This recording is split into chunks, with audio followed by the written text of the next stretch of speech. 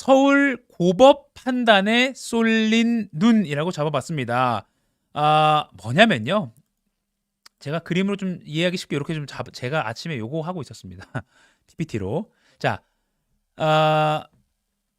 복지부와 교육부를 상대로 누가 빨간색입니다. 의대 교수와 전공의 의대생들이 의대 증원 집행정지 신청을 냈고요. 1심에서는 각하됐고요. 자격이 없다. 이렇게 신청한 사람들 자격이 없다.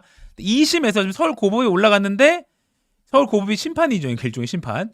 심판이 지켜보고 있는 건데 입시 일정 등을 감안해서 빠르면 오늘부터 이번 주 내에 가처분 인용할지 말지를 결정할 방침입니다. 그런데 중요한 건 요거죠. 뒤에 수험생과 언론이 지켜보고 있다. 수험생들은 빨리 여기 나와야 어떻게 될지 나와야 이게 지금 그리고 뭐 직장 지금 막 퇴근하고 막 수능 다시 본다 공부하는 분들도 있고 한데 아무튼 수험생과 언론들까지 요산을 아주 잘 지켜보고 있는 겁니다. 지난 10일이죠.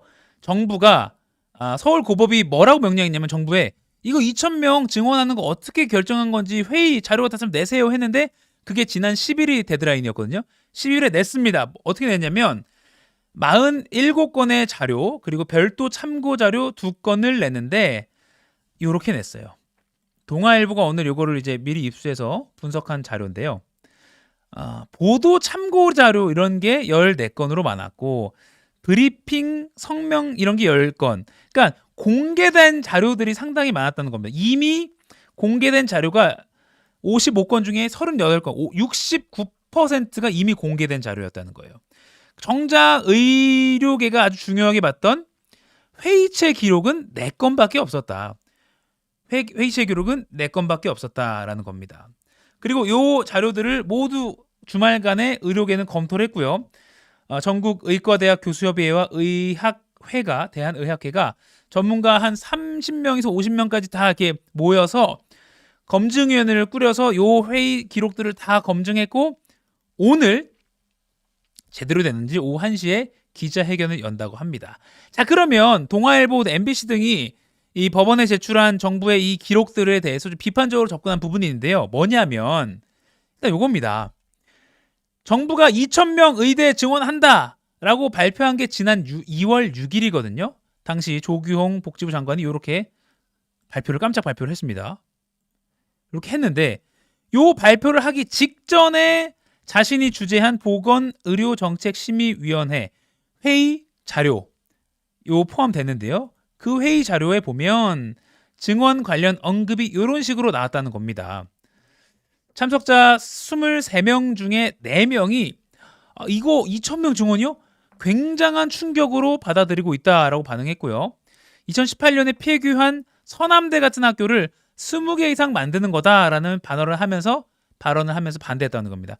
서남대에 남아있던 의대생들이 다른 대학으로 이렇게 흩어져서 교육을 이어가게 되면서 다른 대학들의 교육이 굉장히 열악해졌다, 이런 부담이 많아졌다, 이런 비판이 있었는데 그런 서남대 같은 학교를 20개 이상 만들어서 다른 학교에 부담 주려고 하는 거냐, 이런 식의 반대도 있었다는 겁니다.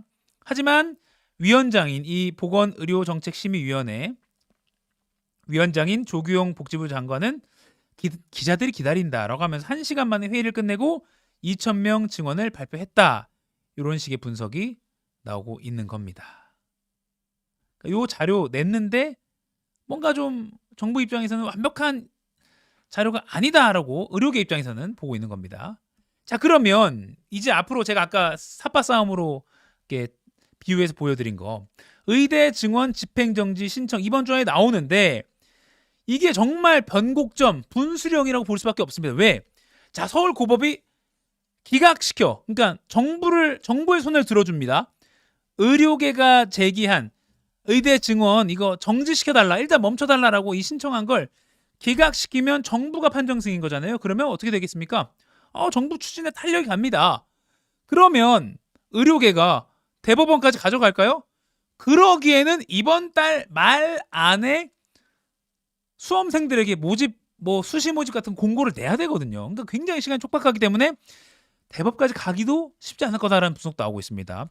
반면에 의료계가 낸 이 정지 신청이 인용된다, 법원이 의료계의 손을 들어준다 하면 의료계가 판정승을 일단 1차 판정승을 받으면 의료계는 거 봐라. 증언 이거 부당하다 하면서 총 공세를 펼칠 것이고요.